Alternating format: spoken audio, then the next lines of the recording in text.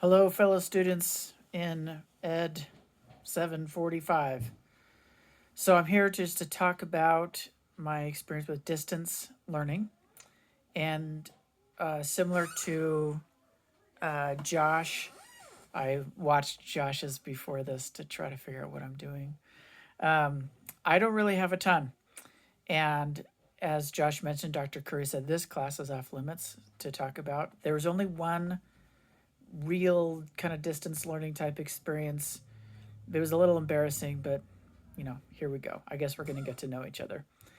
So I was in college and I was at a private university, and it was a very religious, and you had to take certain religion courses. And I was kind of young and kind of feeling grumpy about religion a little bit. And so I didn't want to take these courses, but they were required. So I was like, well, I'm just going to take them.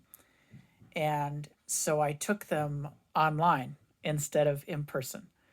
And so I think my intention was to use the distance mode of education as a way to kind of be distant to fill this requirement.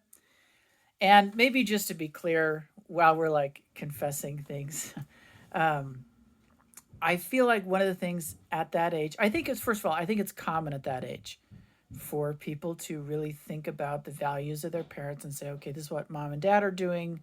Does this work for me? So that was a question at the time. And there was also, for me, there was frustration about what you read or are taught with what people do and feeling the distance between that. Um, so, just like a super quick example, like if you read the Bible, Jesus is like, you should love everybody. And you're like, oh, that's great. Loving everyone's great. And then, you'll see someone on the side of the road with a sign that says, oh, certain people are going to go to hell because they do this. And it doesn't feel loving. And I think that distance was something I was struggling with in college at the time. Anyway, so I took this online course as a way to kind of distance myself from the interactions that I would have had in an in person class. Um, Now, so in some ways, I was relying on the distance education to not be well designed, to not be like this immersive experience.